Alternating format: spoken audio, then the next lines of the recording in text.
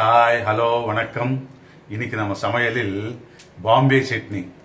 வாங்க, பூரிக்கு சப்பாத்திக்கு சூப்பரா இருக்கும். வாங்க செய்யலாம்.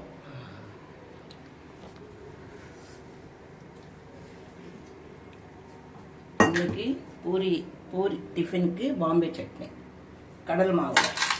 இது இந்த கரண்டில் 2 கரண்டி கடல் மாவு போட்டிருக்கேன். அதுக்கு 2 டமோட்டோ கட் பண்ணி வச்சிருக்கேன், 2 பச்சை மிளகாய், கொஞ்சம் இஞ்சி, தக்காளி, 2 தக்காளி, ஒரு 3 பச்சை மிளகாய், கொஞ்சம் கருவேப்பிலை, இஞ்சி 2 துண்டு இஞ்சி இந்த மாதிரி பொடியாக நறுக்கி வச்சுக்கணும். இந்த மாதிரி பச்சை மிளகாய் பொடியாக நறுக்கணும். தக்காளி, இது ஒரு லெமன் 2ஆக கட் பண்ணி வச்சிருக்கேன். லாஸ்ட்டில் லெமன் பிடிக்கணும். இப்போ 2 கரண்டி கடல் மாவுக்கு தகுந்த போல் உப்பு, சால்ட் உப்பு, சால்ட் அது தண்ணியாக கலந்து வச்சுக்கணும் கொஞ்சம்.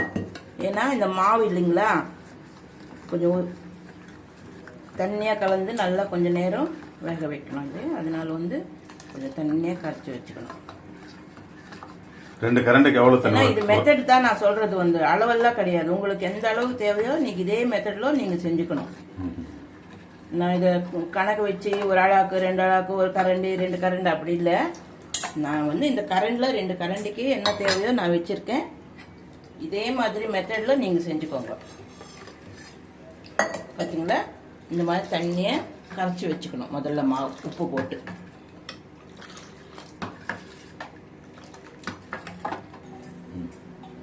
இதுக்கு தாளிக்கிறதுக்கு எண்ணெய்லாம் நிறைய தேவையில்லை.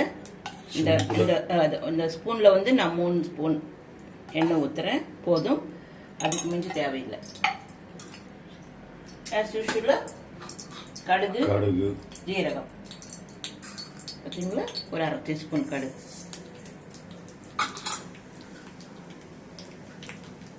இதுக்கு கொஞ்சம் ஜீரகம் ஜீரணத்துக்கு டேஸ்ட் நல்லா இருக்கும்.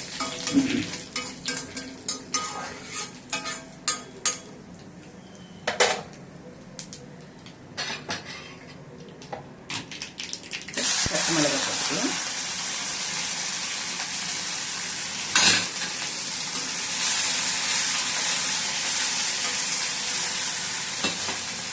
டமோட்டோ, தக்காளி போட்டால் தான் நல்லா இருக்கும். இதுக்கு லாஸ்ட்டில் இஞ்சி போடலாம், முன்னாடியே போட வேண்டாம். ஏன்னா இஞ்சி சும்மா போட்டுட்டு லாஸ்ட்டில் தான் போடணும். முன்னாடியில் இஞ்சி போட்டு வதக்கக்கூடாது, நல்லா இருக்காது. தக்காளி நல்லா வதங்கணும். பார்த்தீங்களா, தக்காளி நல்லா, பச்சை மிளகாய் தக்காளி நல்லா வதங்கிடுச்சு. இப்போ இஞ்சி போட்டுக்கலாம், கருவேப்பிலை இஞ்சி இப்போ சேர்த்துக்கலாம். தக்காளி நல்லா வதங்கணும், நல்லா பொடியாக நறுக்கி அதுக்கப்புறம் தான் நம்ம இஞ்சி போடணும். போடணும். இப்போ கருவேப்பிலை உடம்பு போட்டாங்க, இஞ்சி கருவேப்பிலை போட்டாங்க. மஞ்சள் தூள், இதுக்கு மஞ்சள் தூள், இதில் காரம் இருக்குது, மஞ்சள் தூள் இருக்குது, இதில் உப்பு இருக்குது. இதில் உப்பு போட்டு மிக்ஸ் பண்ணியிருக்கோம், சால்ட்டு. இந்த மாதிரி தண்ணியாக கரைச்சி, ஏன்னா இப்போ தான் நம்ம கை விடாமல் கிளறிக்கிட்டே இருக்கணும். அடி பிடிக்காமல் உருண்டை பிடிக்காமல், இதுதான் மெயின். பார்த்தீங்களா, இப்படி வதங்கினதுக்கப்புறம் இப்போ இந்த தண்ணி,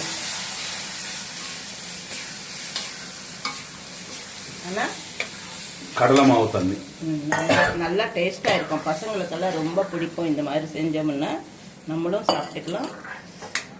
சிம்பிளாக இருக்கும், டேஸ்டாகவும் இருக்கும்.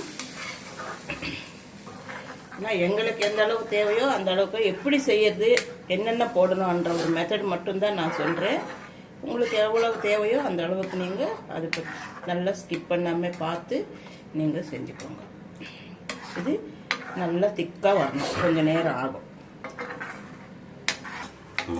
நல்லா கை விடாமல் கலரிக்கிட்டே இருக்கணும், இல்லைன்னா உருண்டை பிடிச்சிடும், நல்லா இருக்காது. இந்த மாதிரி கலரிக்கிட்டே இருக்கணும். நல்லா வெந்து போச்சு மாவு 10 நிமிஷத்துக்கு மேலே. இப்போ லாஸ்ட்டில் இந்த ஒரு லெமன் பிழிஞ்சிட்டேன்ல, அந்த தண்ணி ஊற்றிட்டு அவ்வளோதான். இதுதான்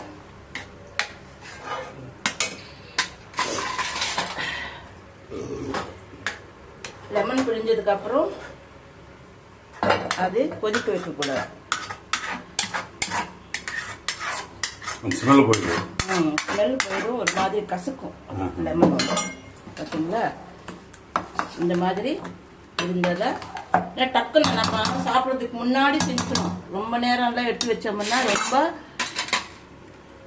கட்டி ஆகிடும். அதனால வந்து நம்ம இப்போ சாப்பிட போகிறோம், இனிமேல் பூரி எல்லாம் ரெடி பண்ணிக்கிட்டு இது செஞ்சு உடனே சுடு சுடாக சாப்பிட்ணும். இதுதான் பாம்பே சட்னி. இதே மாதிரி செஞ்சு நீங்கள் சாப்பிட்டுட்டு லைக் பண்ணுங்கள், ஷேர் பண்ணுங்கள், கமெண்ட் பண்ணுங்கள். ஆனால் சூப்பராக இருக்கும், சிம்பிளான ரெசிபி. ஓகே, சப்பாத்தி சாப்பிடலாம், பூரிக்கும் சாப்பிடலாம், அது அவங்கவுங்க இஷ்டம். ஓகே.